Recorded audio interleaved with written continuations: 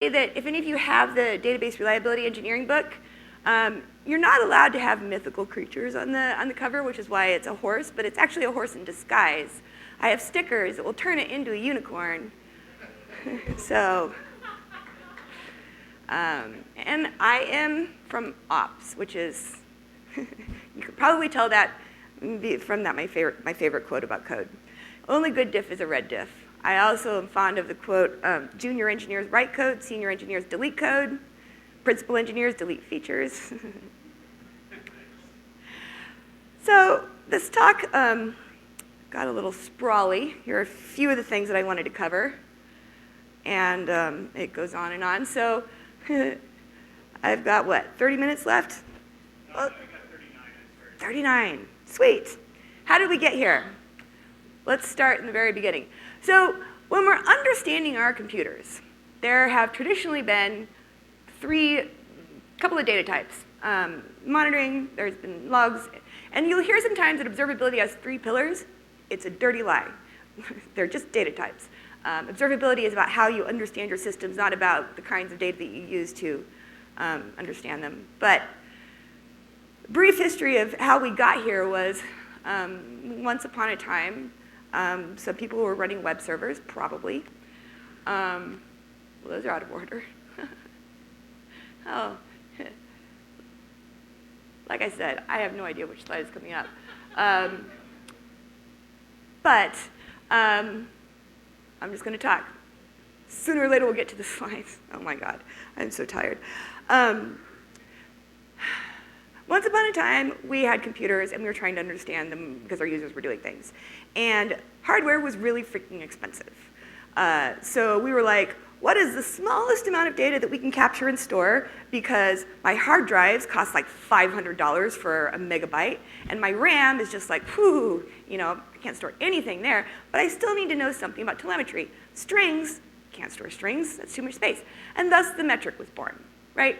And the metric is, for those of you who are OPSI in orientation at least, it's a single number.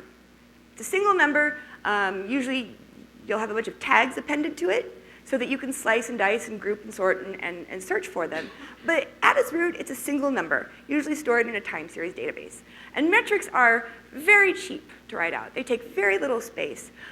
We've been very fond of them for many years now. And as they age, it's very easy, like RD tool, right? As it ages, you can lose detail. You can lose definitions. So you can store like, a year's worth of data and have the data never grow in size. It's like magic. Hardware got cheaper, and then we started dealing with logs. And then all of these log vendors started going, you must save every log line. My God, what would happen if you lost a log line? And we were suckers, and we bought it. So we're all spending tens of millions of dollars, lots of our budget going to log vendors where the data never gets looked at again, and they laugh all the way to the bank.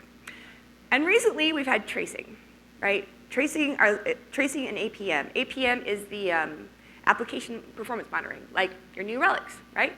Datadog, SignalFx are your monitoring metrics providers. APM, New Relic, and other libraries that you install inside your code. And this was a perspective shift, right? From third person, observing, checking up on how's it going? Are you within thresholds? Are you doing okay? And now it's like, it's a first person narrative. It's the software itself explaining back to you, how am I doing? That makes it somewhat more reliable in theory and usually in practice as well. Meanwhile, our systems have been sprawling, shall we say. And we've done a lot of things to make them more resilient because our users' expectations have also been going up.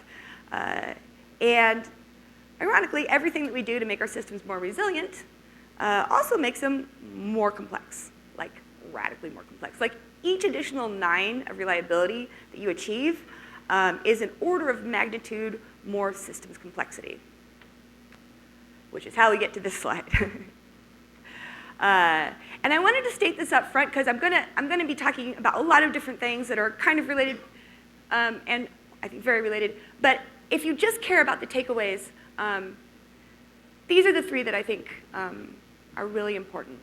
Embracing failure instead of trying to prevent it Like, trying to prevent failure is the wrong thing to do. It's our friend. We should embrace it. We should practice it. We should get real comfy with it. We should make it so that as many things can fail as possible before anyone has to get bothered or woken up, right? And reorienting our minds away from this fear attitude of, preventing failure, being scared of it, reorienting it away from dashboarditis is how I think of it. Like, your dashboards are like, each dashboard is an answer, right? And when you think you have a problem, you jump straight to the dashboards, like, oh, is it this one? Is it this one? Is it this? Like, can you imagine if in BI, they were like, okay, here's your list of possible scenarios that users can be experiencing. Flip through and find the one that matches what they're actually, like, that's backwards, right? You start with the question, you start with the exploration, and that takes an attitude of safety. You have to feel safe. You have to feel comfortable. You have to feel safe. You have to feel supported, which brings me to the third one, which is you do not build great systems with people who are not well-rested, happy, creative. Engineering is a creative profession. And to the extent that it is a creative profession, like any other creative profession, your mind and body are not creative if you are afraid or scared or tired or don't feel supported. So these are the TLDRs. Now let's get started with the rest. We do not really understand our systems. We're very bad at talking about our systems, which at its root is because we don't actually understand them ourselves. We like to think of ourselves as scientists, but very few of us spend much time forming a hypothesis, asking a question, looking at the answer, forming another hypothesis, and following the trail of breadcrumbs to the answer, right? We much more often rely on our, our gut instinct, our scar tissue of past outages, our pattern matching, with good reason. These are very powerful tools that we humans have evolved to use. And you can get a long way with some intuition, some scar tissue, and a dashboard. But many of us are running headlong into those limitations. And it's time to stop thinking quite so magically. Because how many outages did you thoroughly understand? Are you sure? Are you sure? Or did it somehow recover while you were in the middle of trying to debug it, and everybody just kind of looked at each other like, do you see that? I didn't see that. Oh, I don't know. Could take me all day to figure out what it was, and it's already fine. So, no shame, right? We've all done this. And how often are your systems saying that they're fine, but your users seem to disagree? How often is it that the system is actually completely down for some small but important segment of your customer base, and you have no idea? This happens all the time. But it does not matter how many nines of reliability you and your systems think that you have if it doesn't actually reflect your user's experience. And this is something where, I come from the ops side of the house, and I've always felt like operations is the engineering department that should be the most in sync with user sentiment. When your users are in pain, that's the only time ops should be in pain. And now that we're blurring the disciplines, I feel like everybody should get to experience the joy that is operational pain. It's good for you. So, and this isn't because, we aren't relying on our dashboards and on these old tools because we're bad at our jobs or because, some sinister conspiracy. It's, like I said, these are the characteristics of the systems that monitoring tools were developed for debugging.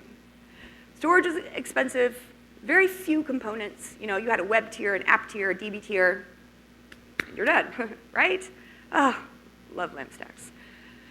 P.S. If you can solve your problems with a LAMP stack, do that. The source of most complexity was the logic in your code, and you're mostly dealing with known unknowns. Automation was pretty jank. There's a lot of SSHing into things and doing things. And it's fine because, the entire global economy didn't depend on our websites. So this is where all the monitoring tools came from. But today, none of these assumptions are true. So a lot of times when I'm talking to people and trying to convince them they should care about observability, they're like, yep, totally. I'm going to put it on the pile. It's going right on the stack, somewhere around all these other things that I'm planning to do. And I want to make the case that it should be the first thing that you do, with very few exceptions. Observability is something that those of us who have started to have systems where the most important fact about the system is its distributedness, right? Does that make sense? That is when you need observability in order to do any of these other things. It's, oh, see, this is the slide that was supposed to be in the beginning when it's like, yeah, that was the story. Okay, cool, so those are out of place. All right, hopefully that's the last error that I had in my slides. Why the urgency? Why the urgency? Because you're flying blind.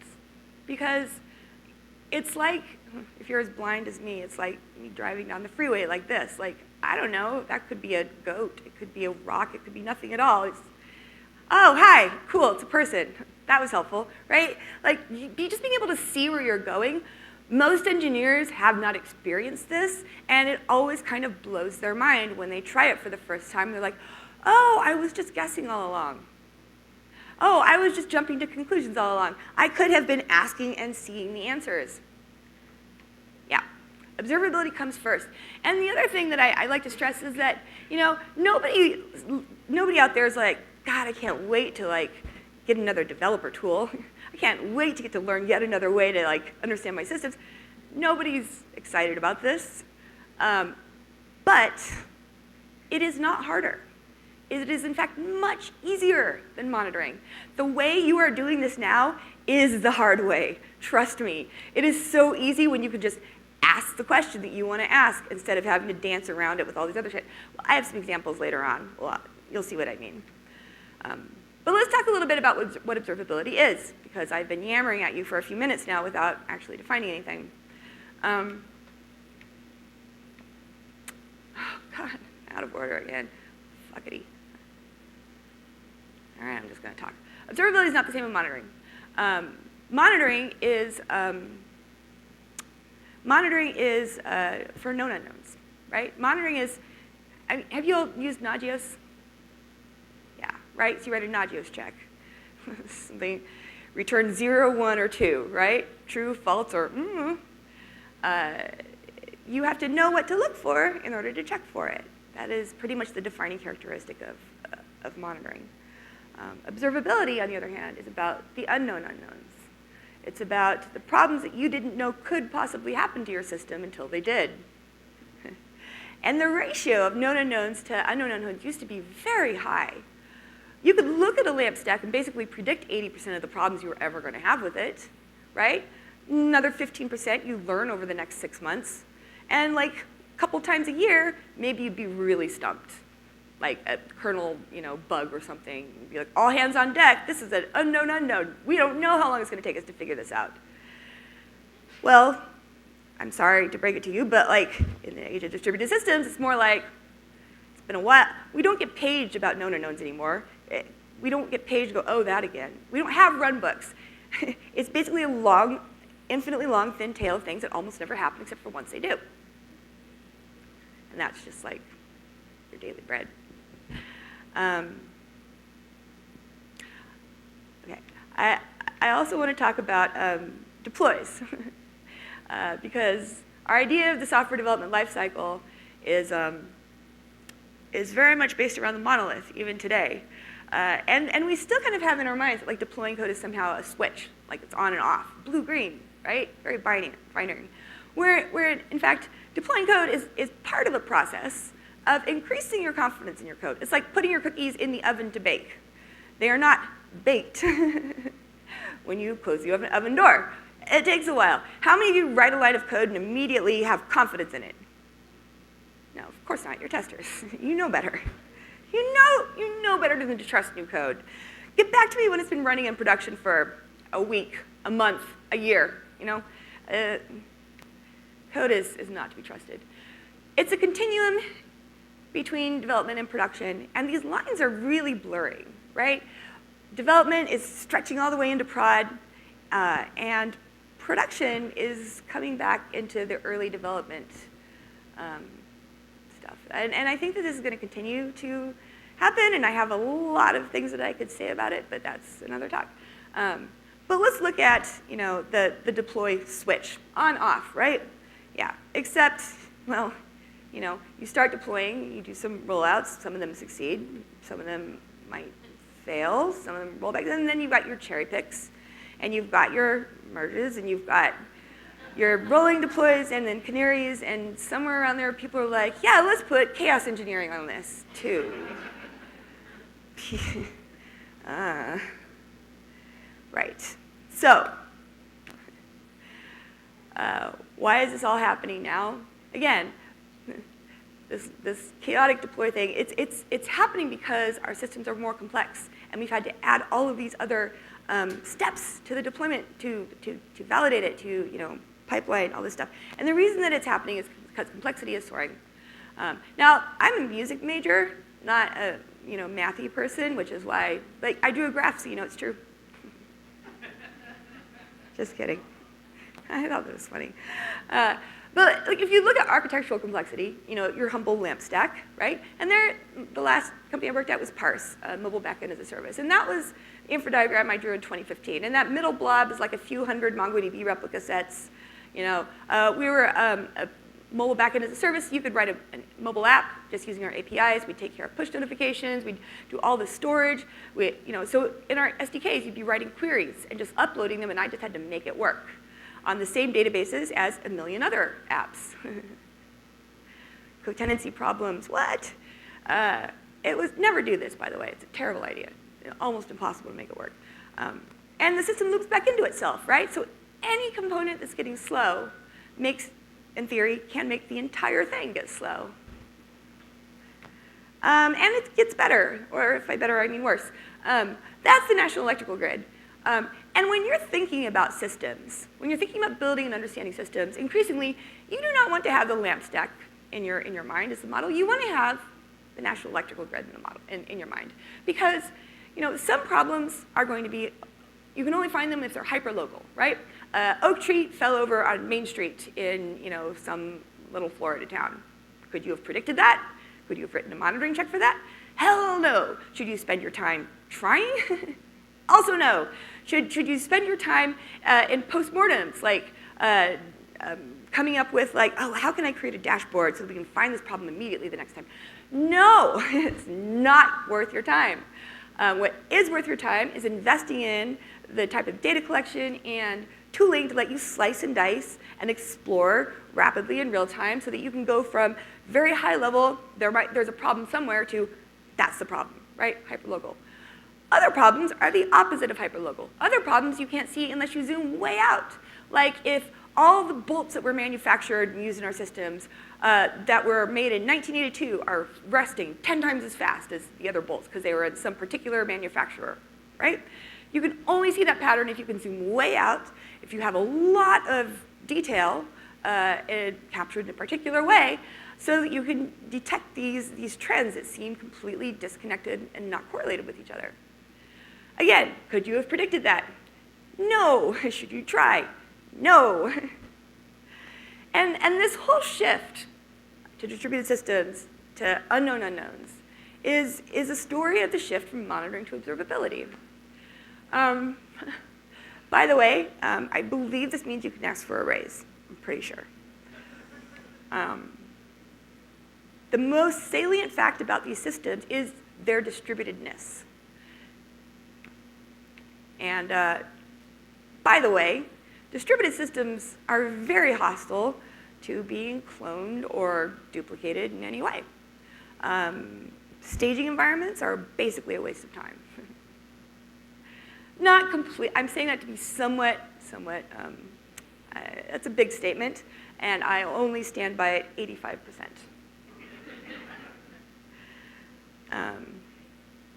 But it's a real black hole for engineering time.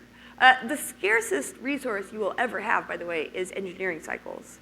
And what Well, I'm not just saying you should all go home and immediately tear down all of your staging infrastructure. I'm not saying that.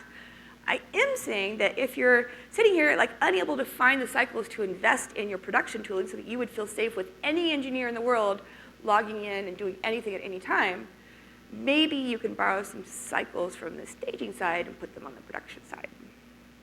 That's what I'm telling all your managers too.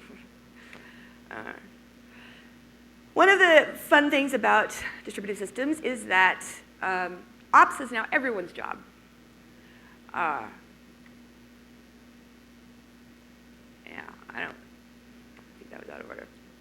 All right, circling back to where I thought we were, observability is not the same. I apologize so much. I really try to have my slides much more practiced and prepared than this. I'm not usually this scatterbrained. But it is 9 o'clock, 6 o'clock my time. Yeah, I should have slept, I think. I apologize. Anyway, I'm having fun. Observability is not the same thing as monitoring. What is monitoring? Well, it's the action of observing and checking the behavior and outputs of a system and its components over time. I loved this talk from Gregory at Monorama a couple years ago. I loved it because it was called The Death of Monitoring. I loved the quotes. And he got super mad at me, blocked me on Twitter, and then I found out it was because he went and became a VP of engineering at a monitoring company. I'm like, oh, yeah. But that made me enjoy quoting him twice as much. So, monitoring is dead, literally the title of this talk. Monitoring systems have not changed significantly in 20 years, and they have fallen behind the way that we build software. Our software is now large distributed systems made of blah, blah, blah. You can do that for yourself. Observability, on the other hand, and it was 3 years ago almost exactly that I Googled the meaning for observability because I had been trying for 6 months to figure out how to talk about this thing that we were building, which felt completely categorically different to me. But I don't know if you're familiar with this, but like every term in data is like way overloaded. And the day that I looked up observability and I read that definition, I went, shoot. Oh, crackers. This is exactly what we're trying to do. It's from mechanical engineering, control theory. It's, observability is, can you look at a system's outputs and understand what's happening on the inside? Whether or not you predicted the state that it's in or not. It's so simple and so powerful because it turns out with all of our tooling to date, the answer is no. You cannot make observable systems using metrics and logs. And now I think that we've figured out some ways to do that. But if you apply this to software engineering, can you understand any state that the entire system is in without having to ship code to handle that state, right? Because if you've written a code to handle that state, that implies that you could have predicted it. So it's a catch-22. And by the time you've shipped new code to handle that state that you had never seen before, it's gone. You can answer new questions without shipping new code. Or another way to think about it is it's software explaining itself from the inside out. We don't know.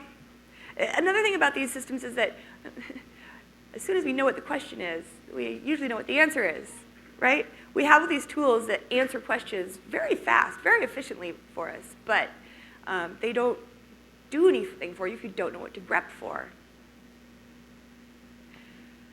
I had to. It might be fine. But like the key thing about distributed systems is that your system is never up. And I know that of all the rooms I've ever given a talk in, this room probably knows this more than any other. It's never actually working, right? That's the beautiful thing about computers. They're broken. They're so broken. Like right now, there are so many bugs and catastrophes that you have no idea about. But you slept fine last night, I assume. And I also just want to underline that like the goal is not to not fail. The goal is to fail a lot and have it not impact your users, right? The golden rule is as long as users don't notice, anything goes. There's a lot of freedom in that. So let's try some examples to reinforce what I'm talking about the difference between monitoring and observability. Here's a problem that I suspect every single one of us has tried to debug before. Photos are loading slowly for some people, not for everyone. Why? Well, in old school lamp stack, these might be some of the reasons. all of which you could probably predict beforehand, write dashboards for, glance at said dashboard, immediately intuit what was wrong, and like, done. Which is great. You should monitor for these things. Okay, so let's look at this again. And all of these scenarios were taken from real things happened at Parse and Instagram.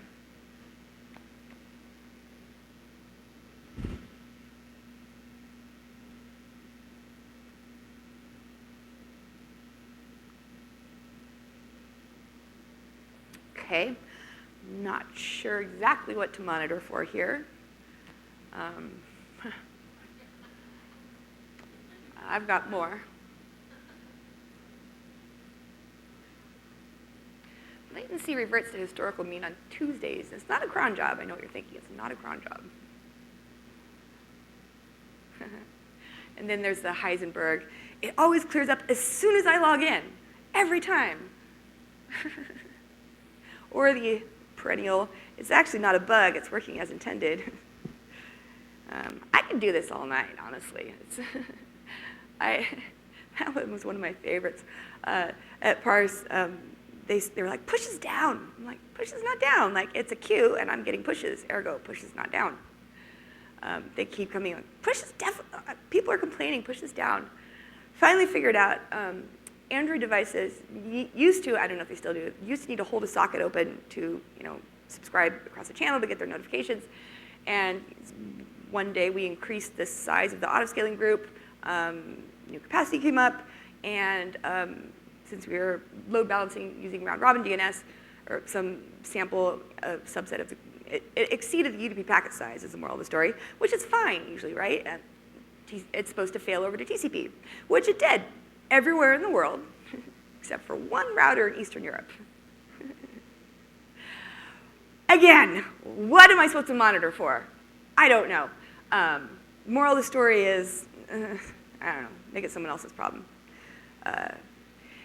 Anyway, these are all unknown unknowns that have never happened before, probably will never happen again. I'm not going to create a dashboard for each one, or actually I probably will for a long time, and then I get dashboard explosion, and you can't find your dashboards in your dashboards. Oh, and probably some of the data sources stopped reporting because you weren't noticing. So when that dashboard actually would have been valuable, it's missing the data, but it's got other data, so you don't actually notice that it's missing the data that would have told you that there was a problem, hypothetically. Definitely never happened to me. Yeah. Oh, and another fun fact about metrics and monitoring tools is that you have to decide what questions you want to ask in advance, and cost goes up linearly with the number of questions that you want to ask, because it has to pre-aggregate at write time. So, to dig ourselves out of this hole, here are the goals, right? Instrumentation, events, no dashboards, sampling, testing and production, and fewer alerts. Instrumentation, because this is an instrumentation game from start to finish. You cannot get observability, well, it's very hard if you can't instrument. And instrumentation itself is a, as an industry, I feel like we are just learning how to do this. Some people were fortunate enough to work early on with a senior engineer who passed down some of their tribe's legacy ideas. There's like a few schools of thought, the ex-Googlers, and we need way better standards for this stuff. In fact, we should all be practicing observability-driven development, where anytime we accept a pull request or submit one, we don't accept it without being able to answer the question, how will I know if this code isn't working, right? So that as soon as you ship it, you go and look at it to see if it is in fact working or not.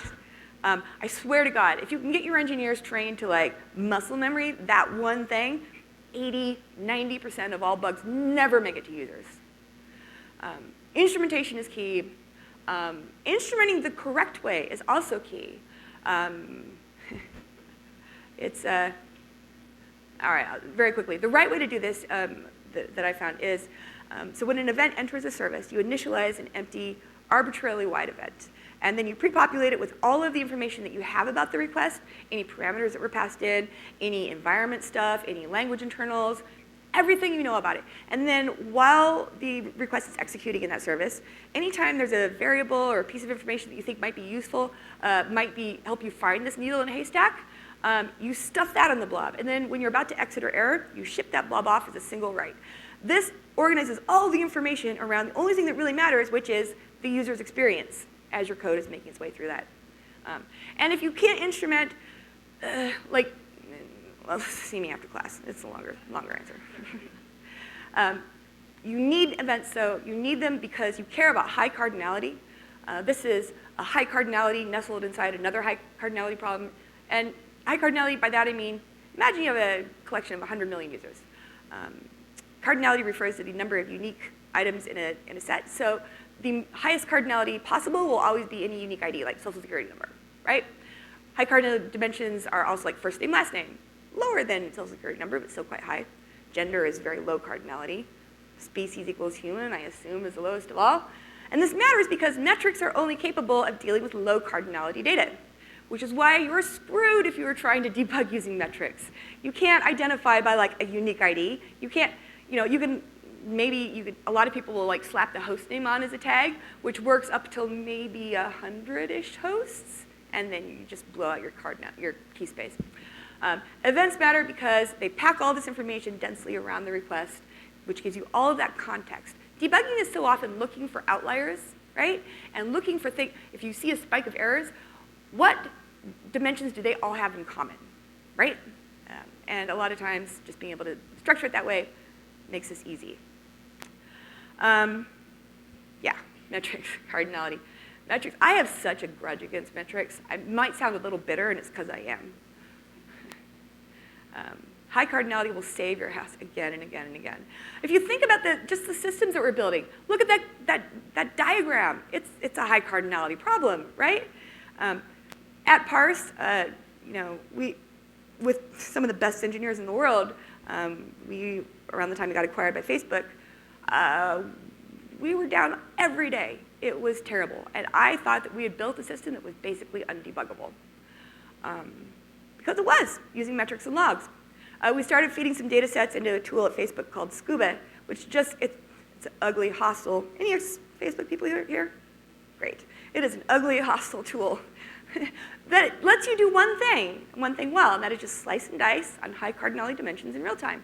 And that saved us. Like, our time to understand our users' complaints fell from days to seconds.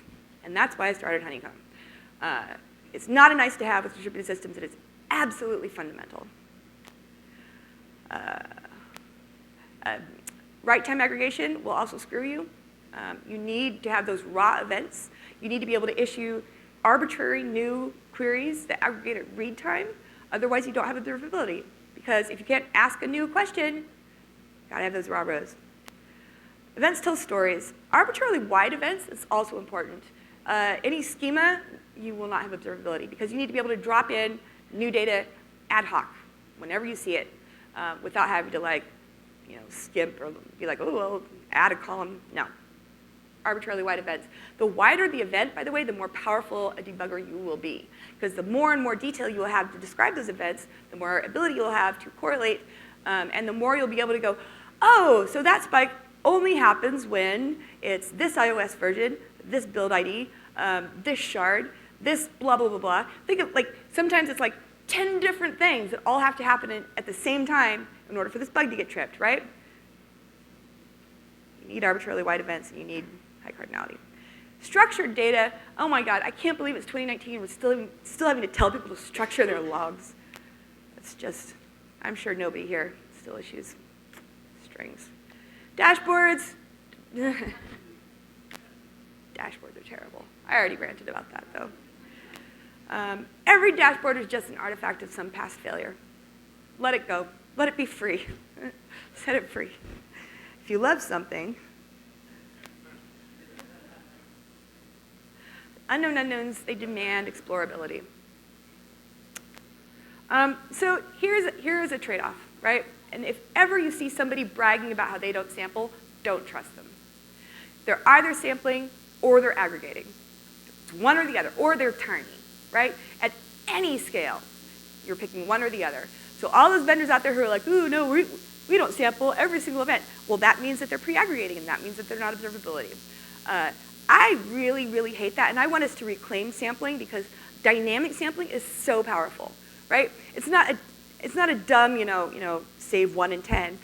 For like a web log, you might be like, okay, all of the 200 requests to the root domain, those are boring. Keep 1 in 50. Easy, right?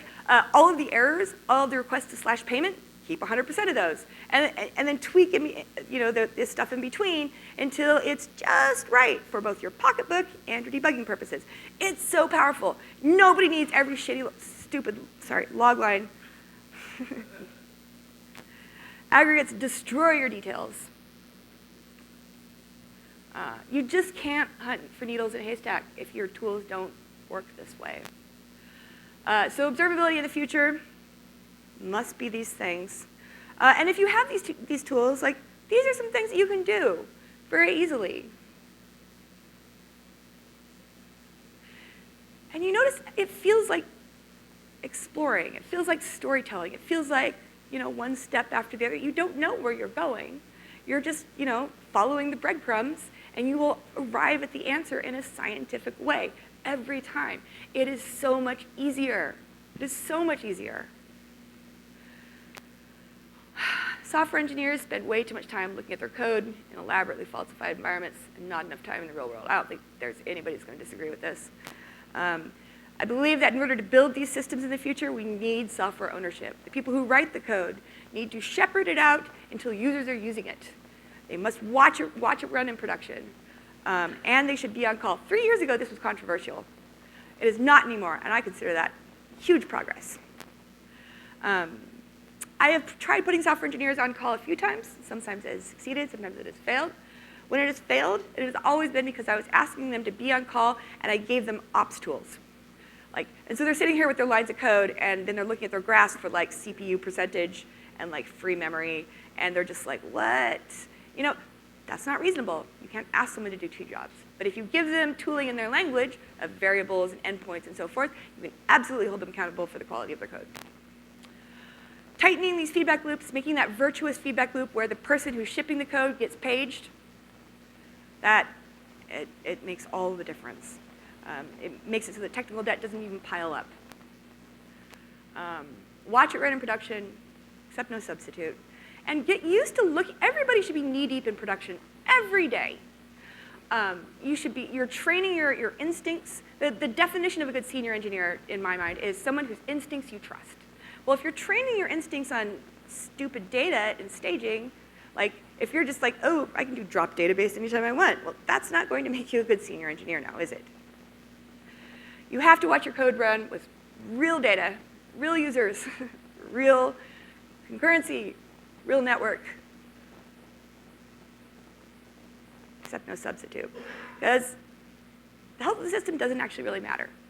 It's true. If you're running AWS and one AZ goes down, should you care? No. You should get to sleep through the night.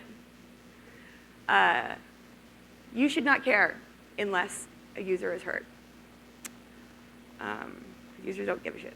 God, I cannot stop swearing. Watch in production. Yep, this is the end. No. There, that's the one I wanted to get to. The last thing is testing in production. You have to do it.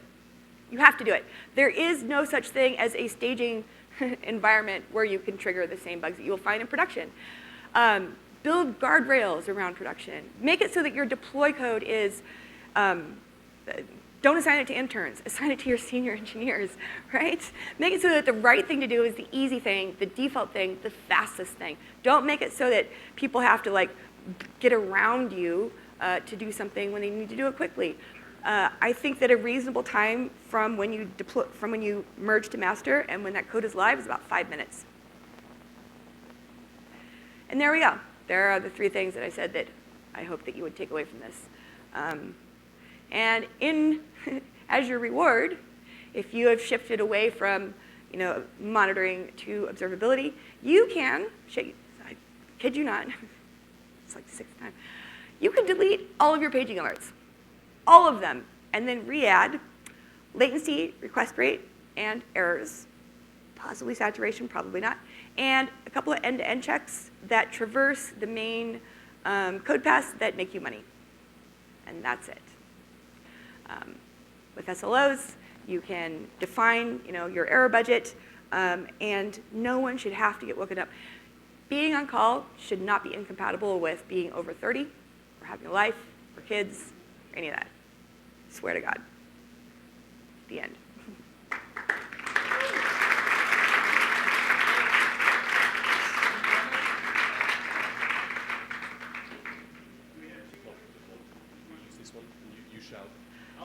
Oh, one other thing I want to say while they're lining up for questions. If you work someplace that you don't love, quit your job. Like, we are in a golden era for tech right now. Nobody has any excuse for suffering. There are people out, if you can't get behind the mission of your company, if it doesn't excite you, if you're not being treated well, if you're not learning and growing, go find some place that will love you. Quit your job if you're not happy. There, that's the other thing I wanted to say, because just no excuse. It's like the only growth industry in the world right now. Like, take advantage of it. All right, I'm done. All right, if you have a question, hold up your green card. I will write it down. I already have Doug. Really, after that amazing talk, there's only one question. Watch it off. Right, if you think of a question while the questions are being answered, you can hold up the green card at any time. Sure, as you can easily get to the podium. Charity, thank you. Oh, thank you. I suspect your context comes from Silicon Valley. It does, yes. It does. My home. Oh. And the high volume web-based phenomenal. That's the Facebook, Google, Amazon. And I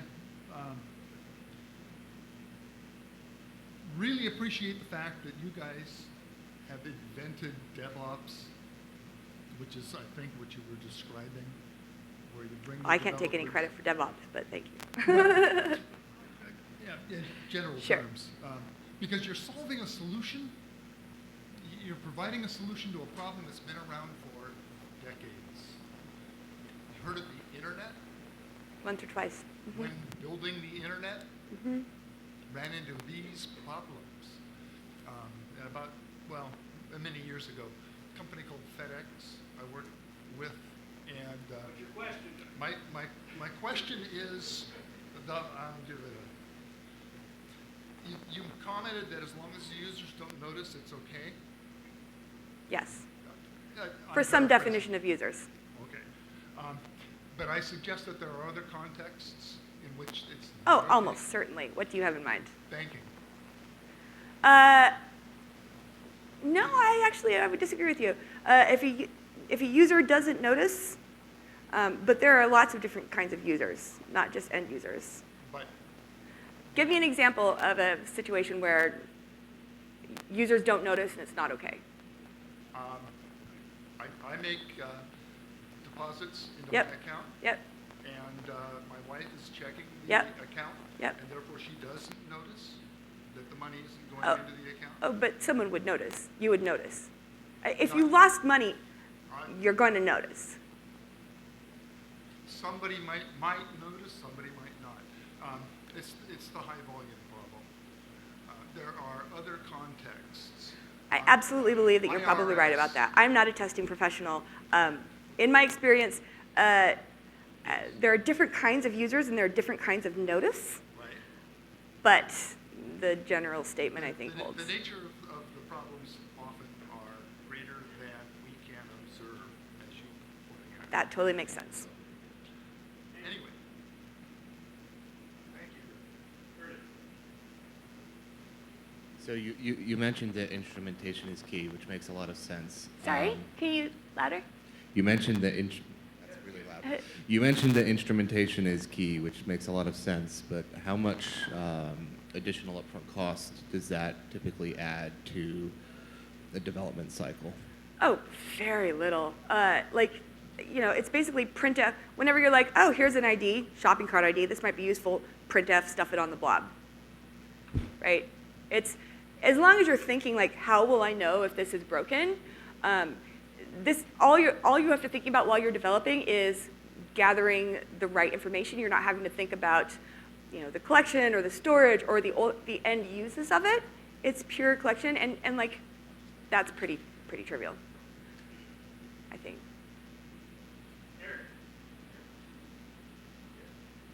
What do you think about using these sorts of techniques to help characterize workload? Sorry? What do you think about using observability techniques to help characterize an actual production workload and give feedback on our models for that? So I've done this a couple of times. I've written a piece of software twice at least to capture 24 hours of traffic from a database and replay it in a controlled environment. I've done that for MySQL and MongoDB. And it is mostly necessary for like database upgrades. And like the closer you get to laying bits on disk, the more paranoid you have to be, because those problems are permanent. Unlike like network requests are just like grains of sand. You move them, you lose some, it's fine, right? So I'm referring to the problem of we think we know how our users are going to use our software, and then it turns out they use it a different way. And as testers, we could provide more value by testing something closer to what the users are going to do. That makes a lot of sense, but it's not my area of expertise.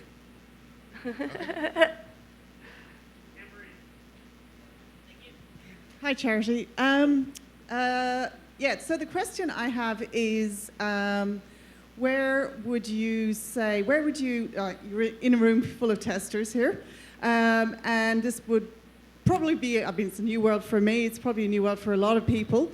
Where would you say the testing skill sets could be used in this brave new world? Because there's a lot of similarities, right? But there's also a lot of differences. Yeah. So I guess from your opinion, a frank opinion would be great about where that future lies for a lot of people in this room. That's such an interesting question. I've only really gotten to know some of the testing folks in the last year or two, and I've been very struck because it reminds me so much of ops in so many ways. We're both kind of adjacent to the software engineering profession, which gets all the glory and the higher salaries and everything. And I feel like both ops and test professionals are increasingly, our job is usually that of a force multiplier and that of a subject matter expert to help empower software engineers to own their own shit, their own stuff. Sorry. Like for SREs and stuff, like we're experts in building reliable and resilient systems. And so, yes, we run things, we write software, we do all these things, but like the core value that we bring to an org is this deep expertise in how to build things that are not unfriendly to humans who have to run them, right?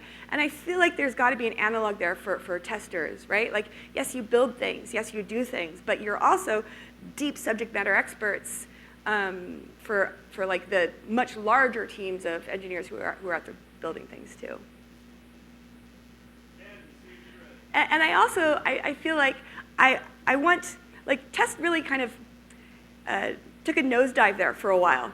And I have been looking worriedly at ops, and I'm afraid that the same is happening there, that, they're not moving into the future quickly enough, and their profession is getting seen as like, oh, we can just automate that away, and which is why I feel like the more we need to position ourselves as subject matter experts of a very deep and fundamental, like, philosophical need, so that we don't get written out of history, because everybody's a general software engineer in the future. Sorry, go on. Yes, I have an answer. And Oh, that's great. that observable systems provide opportunity to do observable or observational testing. In scientific research, there are experiments that scientists may do. There's also observational research where you look at what's occurring naturally in the real world.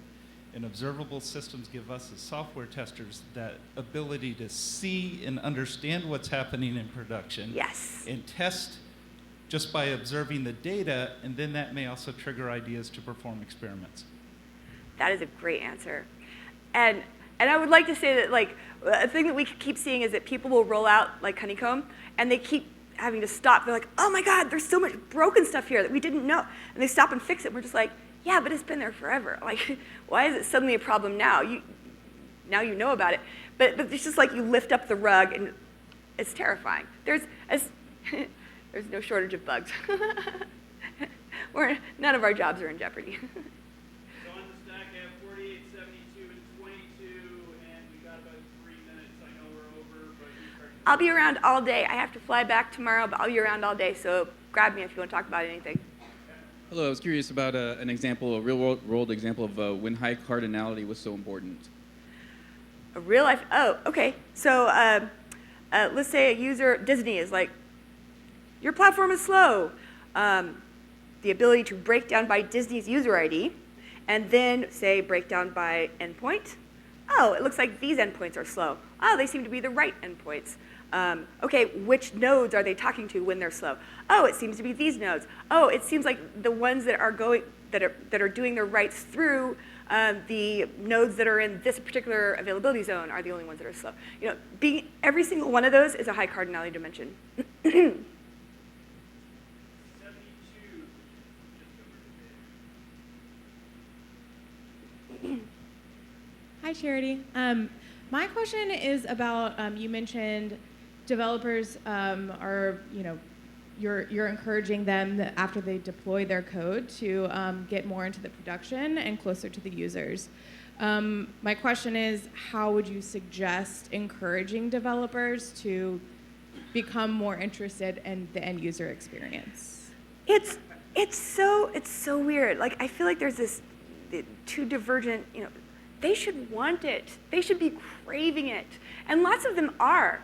Others are just kind of, they've been beat down for so long, or here's the thing, ops has such a history of masochism that they're so afraid that we're inviting them into our world of self-abuse. And I feel like it's important to make it very clear that that is not what we are going for. We're not trying to disturb your sleep. We're trying to make it so that it's better for everyone. Like, the goal is not for software engineers to be equally miserable. It's for them to have more power and more visibility and more ability to fix their own stuff. Everybody wants to do a good job. Everybody craves, and you get that dopamine hit of just like, oh, there it is. Oh, I found it. Oh, I fixed it. Oh, you get that. They only have to see it once or twice before they crave it for themselves. 59, Chris. But do you think it will be applicable in a regular organization where we go with the process management? I'm sorry, can you repeat? So in general, like in any organization, we go with the process management. So we have to follow a few process in any type of workflow. But do you think this type of will apply there? Sure, absolutely. I mean, I am not familiar, I've never worked at a company big enough to have process management, but I would assume that you can put, check your observability tooling in here. It's just a step of verification, validation, I guess.